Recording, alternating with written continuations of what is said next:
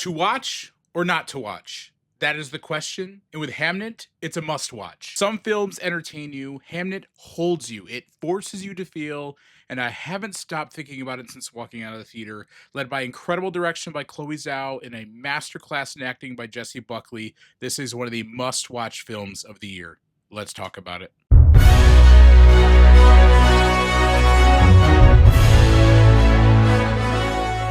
Hey everybody, my name is Troy. Welcome back to the channel. Today we're going to review Hamnet, again directed by the great Chloe Zhao, starring Jessie Buckley, Paul Mescal, and just a really great supporting cast. And again, right off the bat, I absolutely loved this movie, and it's squarely in my top 10 of the year. Chloe Zhao once again reminds us why she's one of the best filmmakers working today. Her direction is intimate, it's patient, deeply emotional. She creates these long, lingering shots that really allow you to sit in the heaviness of what's going on in the moment.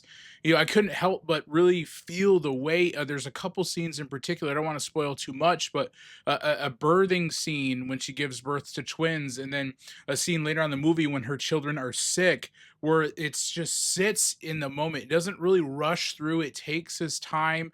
They almost feel like one shots in a way that really make you feel the weight of what's going on.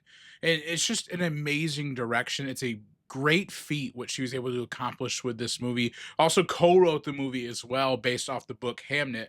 But just I was blown away by her direction, and she really again reminds us why she's such a powerhouse director.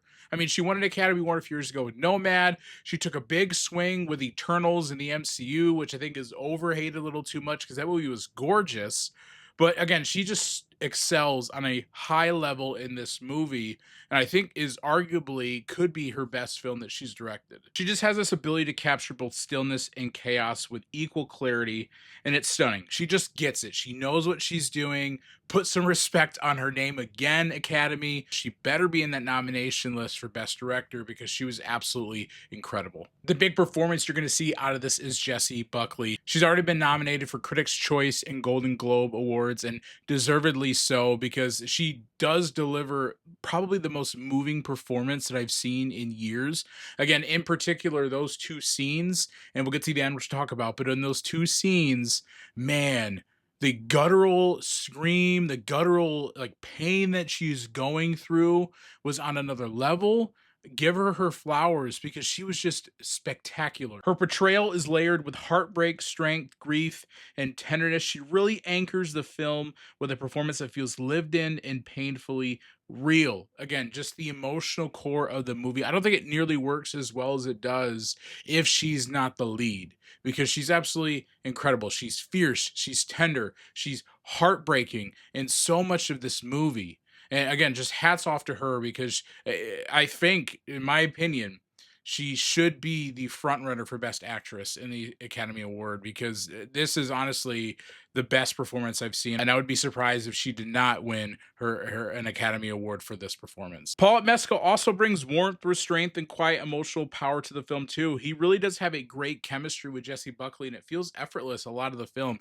He's really good. He's kind of a quiet presence. He does have a couple big emotional moments, but he's kind of this steady, consistently good performance and just a great scene partner with Jessie Buckley. And I also have to give a shout out to the kid actors in this movie. My goodness, because the kids were just outstanding. I mean, I'm going to give a shout out to Jacoby Jupe as Hamnet, Olivia Lyons as Judith, and Freya Handon Mills as Eliza. My goodness, man, those kids were fantastic. They brought it in every single scene, specifically Jacoby, man.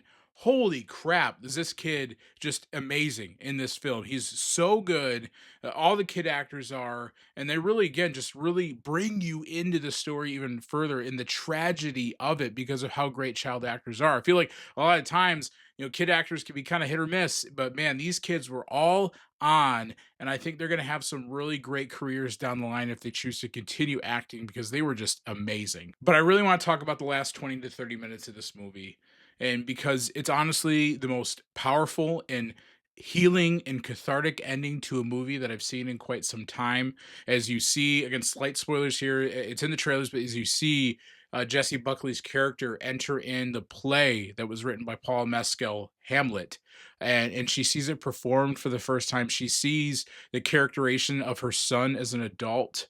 as Hamnet as an adult, and you see her kind of realize that in real time and just go through that 20-30 minutes of just being confronted with grief and healing from that, and seeing the work that her husband has done to try to resolve the feelings of guilt and shame that he has of missing that moment by writing this play and having it land so beautifully. I mean, the ending shot of the play with Noah Jupe as Hamlet reaching out and her touching his hand. My goodness, man.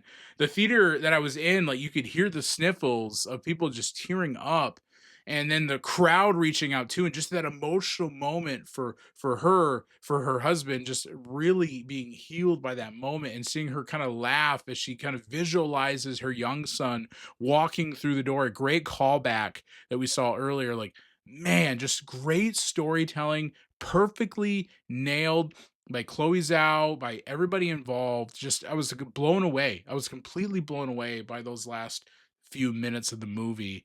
Overall, Hamnet is a stunning, emotionally rich film anchored by world class performances and visionary direction. It's a reminder of the power of storytelling when a filmmaker truly trusts the audience to feel.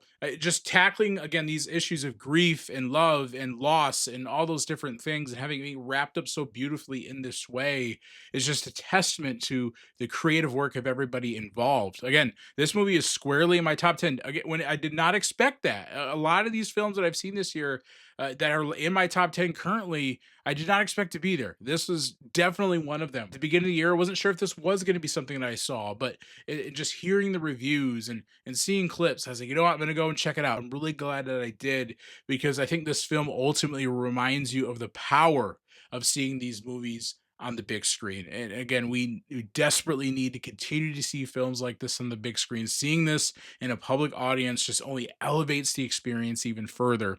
And so I'm really glad that I went and saw this. And I really would encourage you to do so too if you haven't already. If you saw Hamnet this weekend or in past weekends, let me know. Leave your thoughts in the comments below. How did you feel about the movie? If you read the book too, drop a comment down below. Let me know your thoughts on the comparison and how the book carried over to the film. Let me know if you think it was a pretty good interpretation. If you like this video, leave a like. Hype this video as well if you're able to do so. Subscribe for more film reviews in the future, guys, and thanks for tuning in.